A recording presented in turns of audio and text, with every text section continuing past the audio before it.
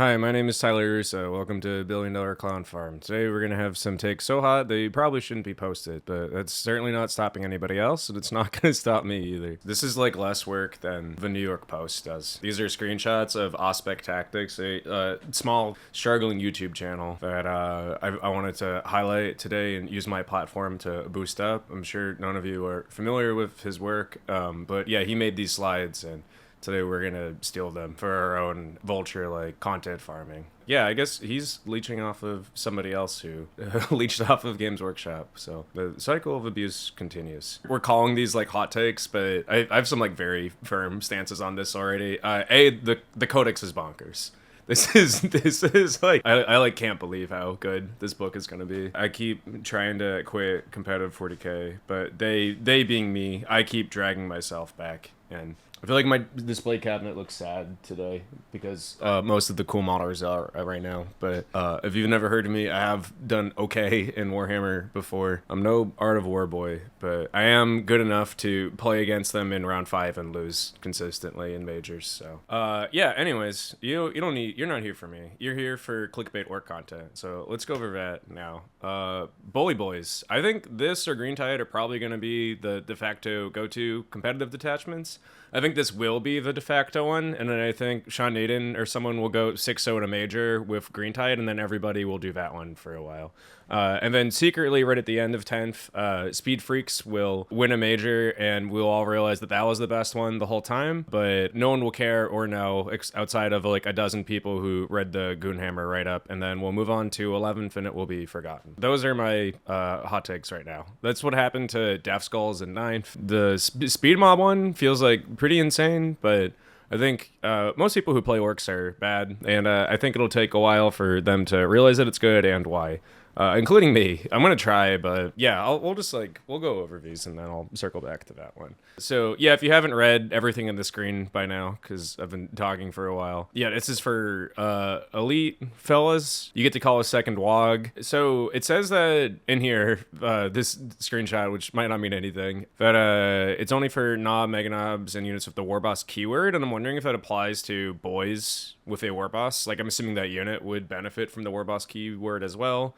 And like same for Beast Bosses, right? Like, and Squigosaurs, who now lead Squighog units. So the Squighogs get to benefit from this. That's like pretty insane too. That's basically your whole army. Like, I don't know what you care about that's in your list that's not getting a second WOG at this point. If you've played against like a competent orc player in 10th, or any game in 9th too, probably, you understand how important the WOG turn is and how scary it can be if you know what to do with it. I appreciate Aspect's tactics for doing homework and letting me copy it, but I disagree with some of his takes here.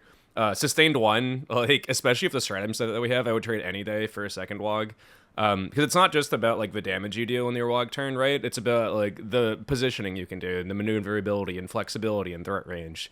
It's like all that stuff matters a lot more than raw damage, because a lot of the time you're not trying to just like table your opponent, right? You're trying to neutralize important threats that they don't want you to have access to. So like the threat range that WOG provides, and the ability, I think even more importantly, for you to hold units back and not have to commit on your first WOG is like insane. For instance, I think a big weakness that orcs have compared to an army like World Eaters sometimes, I think World Eaters post nerf a little bit different, but World Leaders like 6 months ago, there's a man by the name of Anthony Vanilla who is a really great Warhammer player in general, but was doing great with World Leaders. And he, like, watching some of his stream games, I feel like he often sends everything on like the second turn and like wanted to do like 1-2. There's a really great Art of War video actually about this too. That might be paywalled, I can't remember now, where Jack Harpster breaks this down. But there's like 2 main kinds of pressure armies. There's a 2-turn pressure, which is 1 is the setup turn, and then 2 is the turn where you like false send everyone in ideally, and then there's 5-turn pressure, which is like you're just like slowly pressuring them a little bit over the course of the game. And I think one struggle with orcs is that they just have to do 2-turn pressure, basically. So I feel like orcs become like pretty boring sometimes, because every game is basically just like you set up and then the second turn you go, and that's either generally enough damage to like win the game, even if like, you know, you didn't literally win that turn. It's like definitively the game is now in your favor, and your opponent has to lay up the back foot, which is like hopefully enough for you to win, or you didn't do that much and now you're in the back foot, and then that like turn kind of just decides everything, right? And there's so many instances where like say if you have a lot of transports and you want to like pop some of those transports and have a second wave come in. Or like you really don't have the ability to do that because you are almost always incentivized. Like as someone who's played a lot of games of 10, if you want any validation that I'm like someone who's played a lot, I think I've played like probably like 115 or so games of 10th, which I know is like not as much as some people, but it's like, I think, you know, for a game that's been out for like roughly 9 months or so, I think quite a bit. Yeah, from my experiences, like having to send everything on that one turn feels kind of bad. And there's so many instances where even just having like one unit that gets the benefit from from WOG the following turn is like insanely helpful, which is, I think, like something that like the 20-man boys with the WOG banner and the war boss RAP WOG banner got the benefit from and was like really helpful with, is that you had the option to have like a second WOG unit, right? But then even then, like you didn't want to keep them back most of the time because they want to be in like Makari's banner range for lethal hits during the first WOG. And then you kind of just like hope they survive, which they usually would.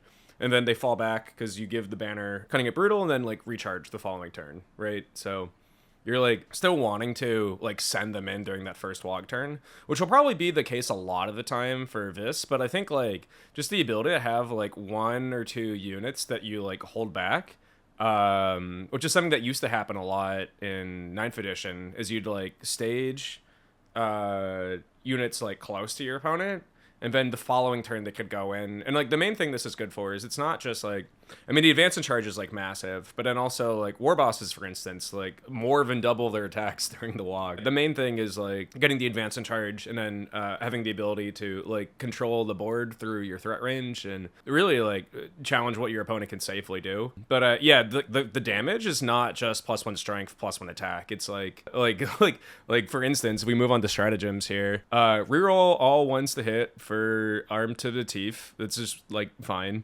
Or all hits in WOG, which is like, I mean, I think that's like a good example of like the damage threshold that WOG turn gives you.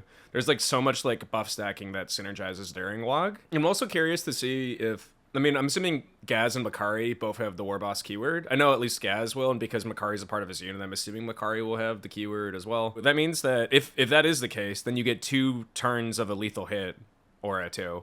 And you're not going to have Unbridled Carnage for exploding 5s and 6s to get that double sustained and lethal anymore. But still, like, rerolling all hits and then getting lethals on 6s, pretty insane. Like, all of these, you're probably not going to use unless it's your WOG turn. So I would ignore whatever it says in the first part. And then just think, like, the 1 CP, reroll all hits in the WOG. Like, realistically, that's the only time you're using it.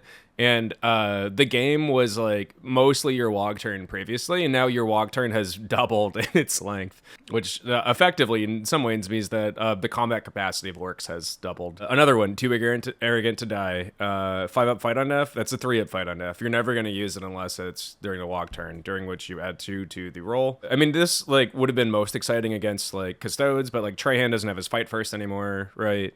There's still like plenty of things that do. Dark Elder aren't like massively popular, but they have access to fight first. Every opponent though is gonna have access to a 2 CP interrupt, right? So this is basically like an interrupt that happens on a 3-up for you. Because they're gonna interrupt, and then wherever they do that with their combat unit, you just pop this, and hopefully, I mean, this is like riskier on someone like Gaz, right? But like if you have like a unit of like 10 knobs, like that's probably the second unit you try and prioritize attacking with, and then you attack with like your Gazes or Mega Knobs typically first, if you're really worried about an interrupt coming your way. Because that way you're not hinging like a good part of the game on a 3-up. You're hinging like, do you have 10 knobs and they all die? Like, chances are the majority of them will get the fight, right? Versus if it's just like Gaz and 2 Mega Knobs or something, the odds are like less good. Which is like, you know, something I think like you do both depending on the situation, but generally I think you're going to be looking for the bigger units to use this on, obviously. Cut them down is like fine. Maybe I'm wrong, but it doesn't feel like that interesting or impressive to me. I think like it's cool against like if you tag like some big thing and then force your opponent to just like risk if it dies completely.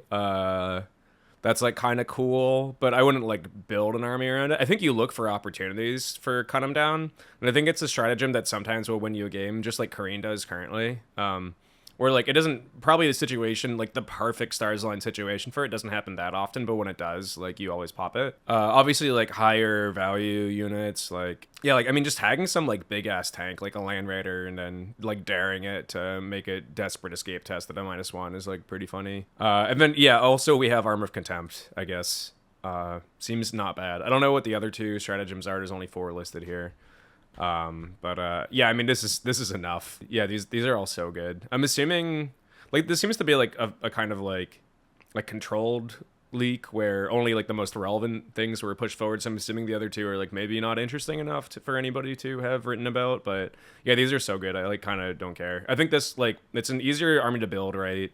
Like most people would generally prefer to run like 30 knobs and 18 mega knobs or whatever than like 1,000 fucking boys. But I think like you build a list around this, and then you just like have your random bullshit doing secondaries. Probably often, if you want CP for a matchup, you take tactical, right? And then otherwise, I think you take cleanse and homers or cleanse and behind enemy lines most games. That's like currently what a lot of the better work players I know do, like a mix of those two. And because like I mean, grots give you a CP, right, on a 4-up, but like it's not guaranteed, and sometimes if you even have multiple grot units and multiple objectives, you just don't get a 4 and it feels really bad. So I like having tactical. Like sometimes I'll like choose to like there's a secondary I could have done, and I'll choose not to do it and gain the CP instead because the CP is worth more than scoring points that turn. But so like if it's on a matchup where you really want command points, or if it's a matchup where you're really worried about not having enough CP, then yeah, you take tactical.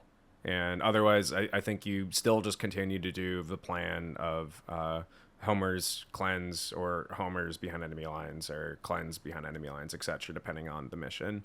Like 6 objective missions, generally you want to take cleanse, and if there's no center, you might not want to take homer as much, but homer is still great for like just going to the opponent's backfield. Yeah, we'll have to see what the enhancements are here too. Again, like not listed, so I'm wondering if they're maybe not interesting enough to list. This seems to just be targeting the coolest things, but maybe like what the coolest thing actually is to me or what feels best is like not something that whoever shared these feels was like worthy of focusing on. So boys gain sticky objectives. Quite the headline. Don't know what that means. If you don't need a war boss to give them sticky, if they just natively have sticky, holy shit.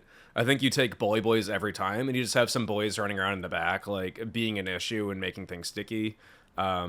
I think if you need a war boss, then like Green Tide with like max boys or close to max boys. The meta currently, like most of Warhammer is a bit of just like finding out if more people are playing rock, paper, or scissors. And the meta currently is like definitely leaning towards just like massing tanks or something kind of like that. Like you have some like a few big beefy things that have like sort of weird puzzles you have to solve and hoops you have to dance through in order to kill. Like Catan shards are a very common example. You also have Space Marines and like Iron Storm spamming a lot of tanks. You had like a decent amount of heavy infantry with like Custodes and like some spicy Space Marine builds. Like Black Templars are quite good. Less played, at least in like a serious capacity, but they're like quite good. Same with Space Wolves. Space Wolves are like very good in the right player hands, but I don't see like that many good Space Wolf players still. And then like Guard, which is like mass infantry, but still like relying on like typically like I don't know if Rogel Dorns or like a Shadow Sword or something. You don't see that many people trying to tech for 120 boys, especially not 120 boys with a 5-up infold. So I think like Green Tide will be insane for a while, just because no one's building their list to like fight Green Tide. There's a really good local Chaos player by the name of Arthur 2, who's like just insanely good and has been having like a lot of success with running a ton of cultists surrounded by that are like surrounding Abaddon to get like the 4-up invuln or whatever. And I think he has like 60 in his list. And this feels like it's like more or less the same approach where like, yeah, I think most people just can't kill that many dudes with an invuln save. And if they can, I don't know if they can kill them fast enough to like score an amount of primary that makes them win the game. I think like Green Tide, I think this is the one I'm like most excited about because I'm a contrarian hipster who likes to do whatever like the still good but like slightly less popular thing is. I think if you just take like cleanse and homers every game with Green Tide, I don't know who can stop you. Like imagine outscoring Green Tide on primary and like having any objectives at all left for you to like really do your secondaries in an effective way. It doesn't give up secondaries outside of maybe assassinate, right? But there's no like kill lots of guys to score points anymore secondary, so we're not gonna double dip. Maybe you run some trucks and battle wagons of this, maybe you don't. Either way, it's probably not enough to give up Bring It Down. Yeah, their stratagems are cute, but I think like really mostly just like rerolling all wounds is like pretty insane on 10 or more models. Because like as this indicates, like the war boss benefits from that too, right? So I think like you still Matt, I don't know what the math is, but it seemed that's like probably similar to like Gaz's lethal hits. I don't know, some targets at least. Not if you're winning them on 6s, but if you're winning them on 5s, I think ruling all wounds is probably comparable to like lethals on 5s. Someone can prove me wrong on that in the comments if they want to, but yeah, gut intuition says it's like probably semi-similar. And if you're hitting on 2s still, 3s plus 1 with the war boss, then yeah, you still have access to like delete the couple problem things that would like give you a really hard time. And I still think you take like a unit of, or probably like 2x5 knobs or 1x10. The only reason I do 1x10 is if you want more war bosses and more boy units. Yeah, I think you take like an amount of knobs and like the staples, maybe a Gaz, right? Something for like a little extra damage, but you mostly just spam boys. You'll be in a really great place scoring wise, and you'll probably get tabled most games that are close, but you will have 100 and your opponent will have like a 45, so it won't matter. Squighogs are cool. I'm happy for anybody who really wants to run them. I'm really happy as somebody who owns like 21 or something, but they didn't go down to a max of 3 plus a knob for every unit. I really like that I can use all my knobs for something now too, because anyone who owns these has like a million fucking knobs that don't do anything with. Yeah, having a beast boss lead them is like kind of neat. I don't love him already though. Like I just feel like he doesn't do that much, and the only thing he had going for him is that he was like a big body who was like kind of cheap for having a 4-up fuel pain. And going to a 5-up is like, I don't know. I mean, I think giving the unit heroic intervention for like 0 CP is cute. It was like basically like not that useful a lot of the time previously with just him. Like he was probably sitting on an objective every game, and then like if anybody came close, you could heroic, right? Which was like cool, but if you have like Squigog bases are huge, and like a footprint of like 9 of them, including the Squigosaur, is like really, really big. So that's like a huge threat range to heroic. Like you can cover like multiple objectives with that if you want to. But yeah, as this says, like damage broadly the same. So I think they're like a cool tarpet unit that's like probably a little expensive. Generally, I feel like taking a big blob is like less good because a lot of abilities like Oath of Moment exist, right? That just like, or Votan, like grudge tokens, like makes this like a really bad deal for you. If they're just putting all their grudge tokens on your couple big squig units and then just like picking them up and getting around a lot of their defenses. The scout move is like really sick too. I think squigs will be fine. If you're a squig enthusiast, I think you'll be fine. But I think it's like from a competitive standpoint, not the thing I'm like most excited about currently. I've like already mostly dropped them from my list, especially as like more and more tournaments go to like fixed GW layout, which I think they're like a lot less good on than player placed. Yeah, this is all fine. Gretchen only farm CP if not Battle Shock now matters literal 0%. RIP Tank Bastas, RIP Ludas probably still, maybe not in the mech detachment, who knows. Stormboy's fallback and charge is like pretty sick. Definitely not a unit that needed a free buff, but I'm happy for them.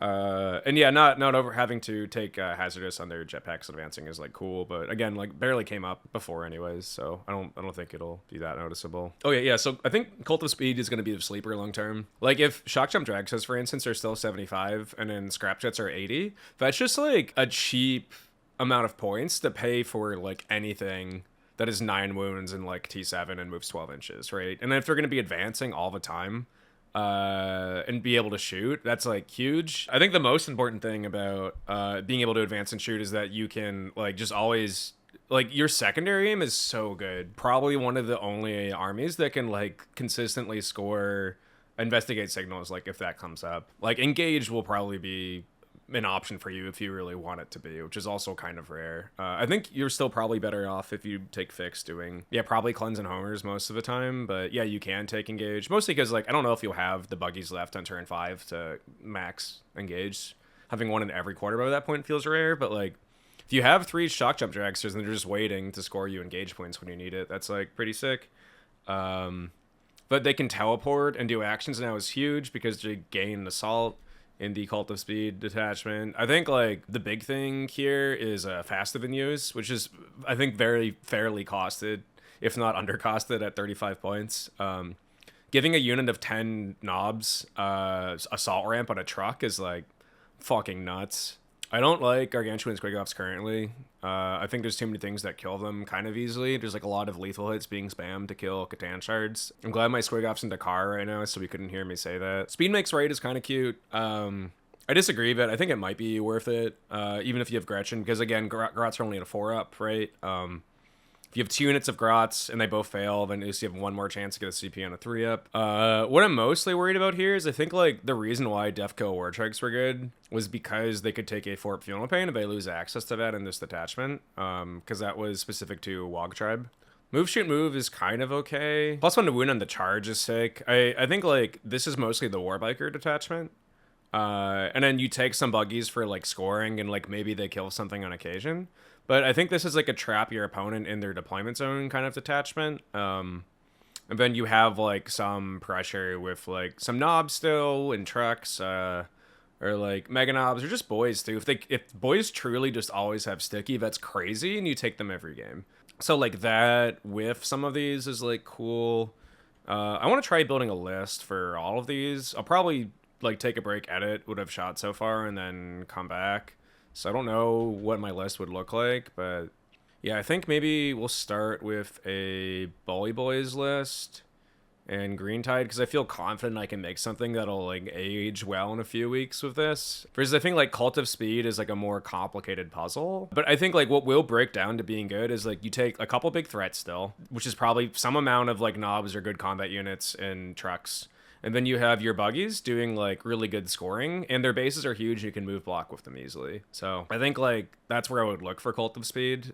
Plus like bikes are probably going to be like your mainstay unit. +1 to wound is great. Advance and charge and shoot is great. They'll actually be able to take advantage of the Def Kill Wartrike's bleeder ability. I think Knob Bikers might be like kind of interesting too, but I think that's sort of a spicy pick that I just like Knob Bikers, so I want to take them. And I think like I can see a world in which like Daka Jets, maybe a Wazbomb are like worth taking too. Like Daka Storm's fine.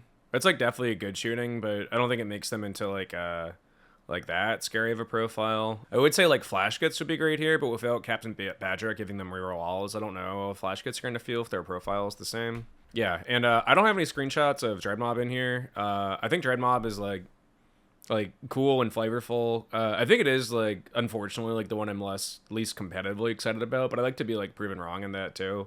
I'm gonna play all of these at some point, like quite a bit. Oh god, this is gonna take so much work. I'll probably take each of them to a tournament at some point, and we'll do like detailed breakdowns after I've played with them a lot. But those are like my gut reaction takes.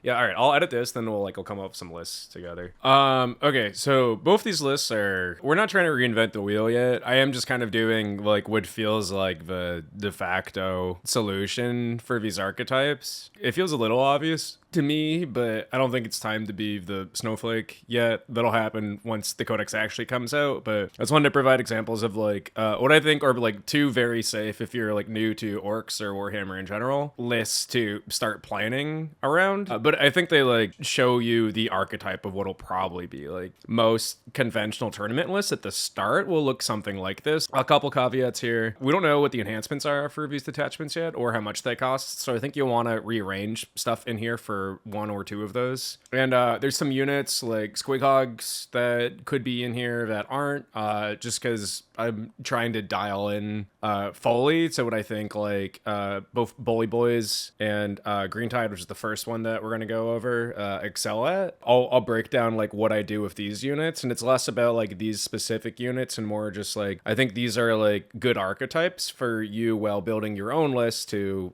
go after. Welcome to the Clown Pit.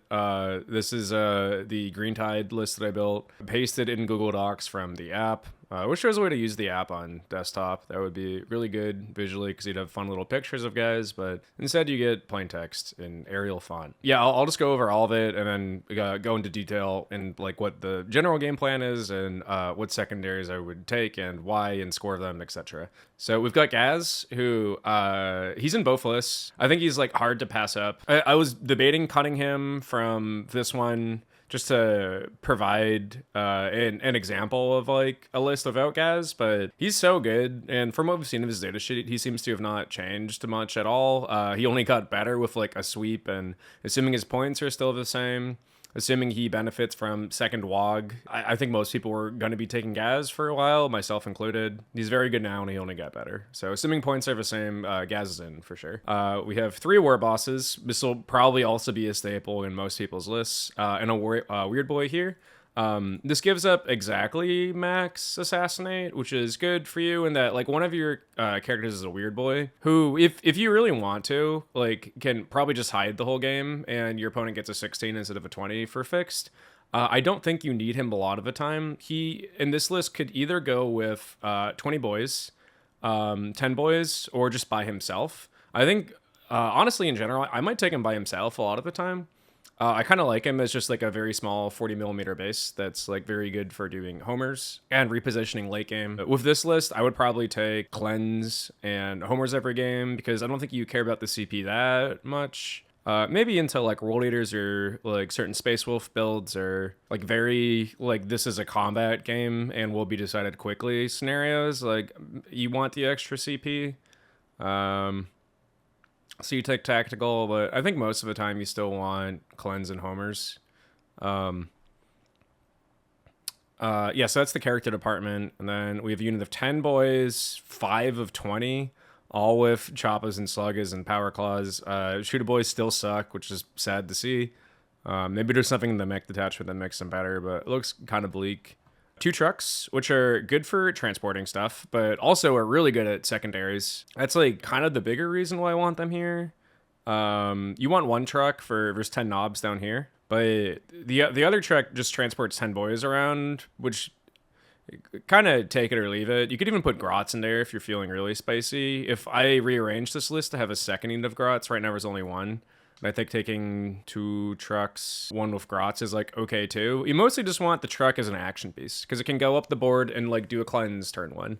But Stormboys can also do that, but a lot of games you're probably better off with Stormboys in strategic reserve and then just, or in deep strike, and then just like having them wait around to do teleport homers in your opponent's backfield. And yeah, again, the weird boy is good for that too. I think you, all right, I'm getting ahead of myself. I didn't even finish reading the list. Okay, let's start from the top so people can get like an actual coherent overview.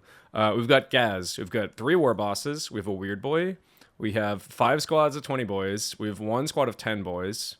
2 trucks, a unit of 10 Gretchen, a unit of Mega Knobs to go with Gaz, the 10 knobs as described earlier, and 2 units of Stormboys. That is exactly 2,000 points. Again, it probably won't be when you actually build this because you'll probably want to drop something and change something for an enhancement, or maybe there's a stratagem which looks really good that we want to change this game plan a little bit for, but this is the archetype. Other things you might want to change is like if Beast Naga boys benefit from the boys keyword, so they get all the fancy stuff in this detachment, then you definitely want some of them in there too. I don't know if they do or not yet, so assuming that they don't, it's just boys, but you probably want like 3x10 Beast Nagas or something equivalent to that, and maybe a couple more trucks for them. And then potentially, depending on his points, you could throw a Beast Boss in there too. But yeah, something like this. Yeah, general game plan is you want to take Cleanse. You want to hope that you don't have to play Purge the Foe, and if you do, you're just sad and hope it's a good matchup. But that's like kind of the only mission I can see being a really hard time. You have 5 characters if you get Sites of Power, which is like still kind of a staple at tournaments. And for like any take and hold 5 objectives, like you're eating good. Any hold 1, hold 2, hold 3. Yeah, this is going to be a hard time for your opponent. You want to try and keep them to a 5 or worse every turn of the game, except for maybe like turn 5 and 4.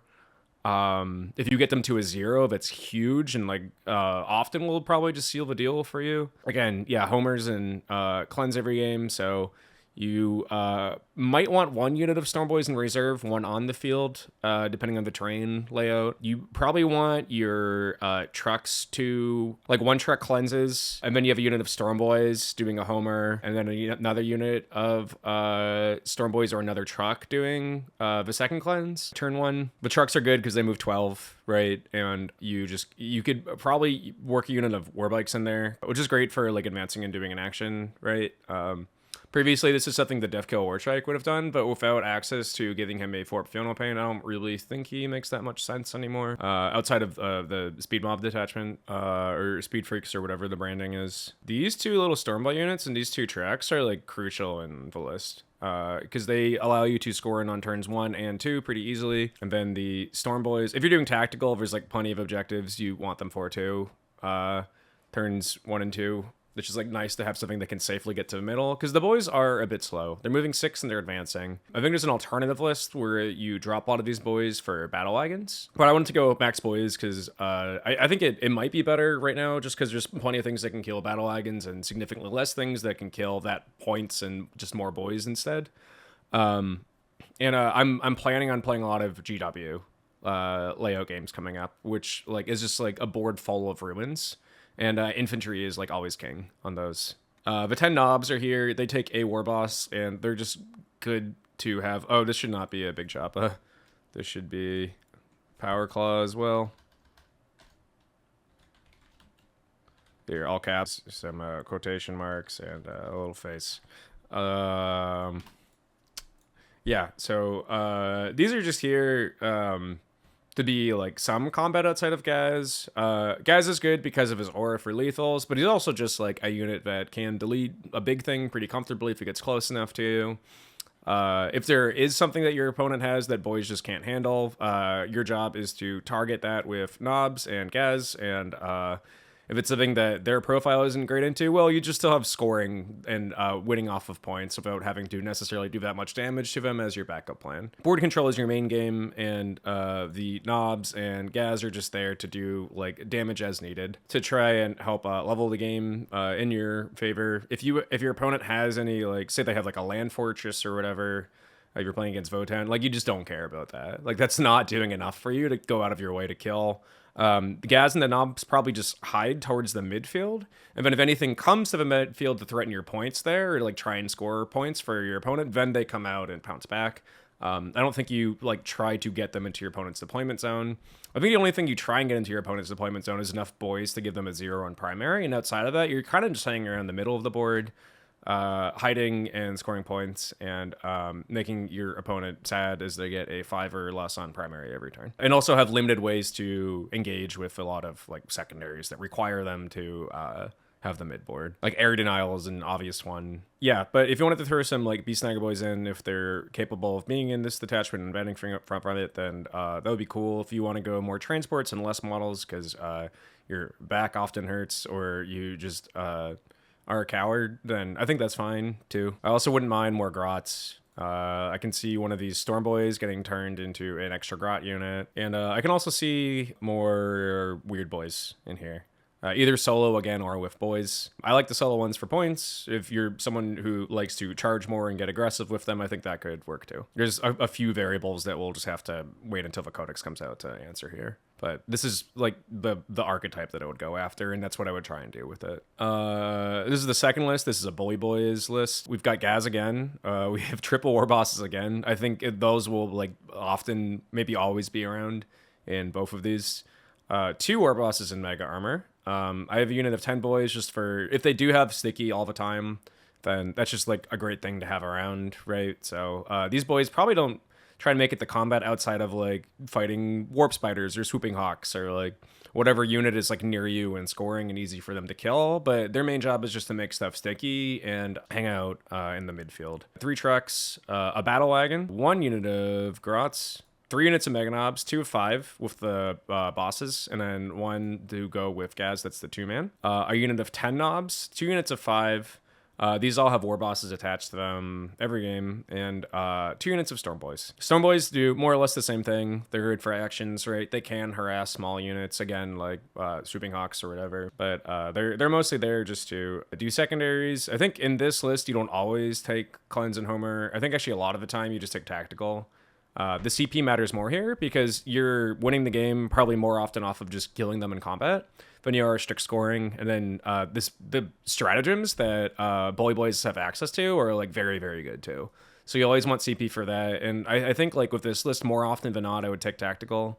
And then I would go and do the same fixed plan as this list for certain matchups. Those being like anything that has like a lot of shooting or a lot of targets that you're not necessarily sure going to be able to kill as reliably. Like I think like one thing that might be kind of hard for this attachment is, or at least this list is like Necrons. Like Catan Charm, Shard Spam, it doesn't love, in which case I might take Fixed. And you've got like 3 trucks and battle wagons for doing Homer and Cleanse.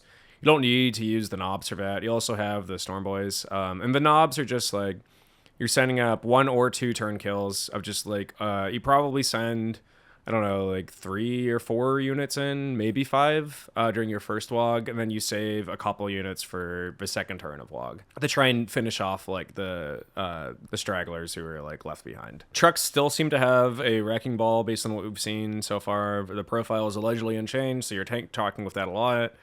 Grenades is a great strat if you're trying to kill a Catan Shard or something. You have a good amount of access to mortals. Always have works just through the generic core stratagems. But I think you only use those in case of emergency, and most of the time you're just saving your CP for the Bully Boy strats because those are quite good. I think you could change this to have 2 or 3 units of Grots. I think 1 is actually not enough. Looking back on this, I might realistically, I think you have 1 Storm Boy unit in this list, and then you have a second unit of Grots, and then you use those extra 25 points for one of the enhancements. But like I don't know what those are, which one I would want to take yet. Hard to say until we know those in the point values, but that's probably more realistically what you do. The battle wagon could be more trucks if you want. I happen to like battle wagons. I think they're great and also look cool, and I like how mine are painted, so that's why mine's in here. But you could easily just turn this into 2 more trucks and then throw an enhancement or a unit of Grots or something in. You do the 2x5 knobs in the same transport. You have big knobs in another, and then your other 2 transports are for Mega Knobs. So the Mega Knobs probably each get their own truck. Probably 1 truck is the 2x5 knobs, and then you have a 10-man with boys in the battle wagon. Gaz is on foot. Yeah, and then your first turn is just set, like, if you're doing player place, you want to set ruins, like, probably like 13 or 14 inches out of your deployment zone, just ideally on an objective, right? And then you stage the trucks there. And then second turn, you WOG, send a bunch of stuff in, probably leave 1 or 2 trucks of stuff behind. Maybe just Gaz gets there for second on turn 3. But like you have an amount of units that are waiting depending on like what the matchup is. Like again, if they have a bunch of transports that you want to pop, you probably maybe even just do a little WOG to pop up those transports and then save your big stuff for later. I think sometimes you do just send everything in if there's no need to keep stuff back, and then whatever survives just gets to WOG again, but you're not trying to like stage 2 turns of stuff. And then your trucks and battle wagon either like charge enemy units to tag them and tie them up in combat, but deal no damage, are potentially tank shocking forward, or more likely like you just have at least 2 or 3 of them hanging back on objectives and doing actions there and just like scoring you primary, because that's how the game is actually won. Well, your opponent has more knobs than they can eat in a single meal, and yeah, they just lose because they're stuck in their deployment zone fighting knobs for 3 hours. That is like the perfect game plan of this list. I'll do a speed mob one and a dread mob one once the Codex is out, or we have like more previews of what those actually look like and what points are, because I think there's some cool spicy stuff in there that you could do. Obviously like narratively and thematically it's like very cool, but I think you can make both of them like pretty competitive if you try. I think these are going to be like it just feels so obvious to me that these are going to be like the big competitive things, all the things you look at that anybody who plays Warhammer to like a competent level looks at, and then you're like, yeah, that's good, like that's like a really good thing. I'm going to take that, and people probably have, I don't know about like 120 boys, but I think most people have like a lot of knobs and mega knobs already who are playing orcs, because they're like quite good right now. And Bully Boys feels like it's going to be the true successor to like orcs' current playstyle. You just get a second WOG and lose sustain 6s and some good stratagems enhancements, which you're fine with because you're trading those for better things. And then as the dust settles and times move on, I think people will experiment with the other ones in a more meaningful way. Yeah, out of the gate, I think like this kind of of like mass war boss Bully Boy list is going to be the most popular one. Yeah, thanks for watching this video. Hope you like orcs. Yeah, I'm gonna do more hobby stuff soon, but because this codex is so hype and fun, I'll keep making these too. If you've never seen my videos before, it's typically more hobby stuff, but I do a lot of these videos too. And there will definitely be a bunch more over the next few months, and like probably some tournament recaps and stuff. So yeah, thanks for hanging out. I hope you're excited about orcs too. Yeah, talk to you soon. See you in the next one. Thanks, bye.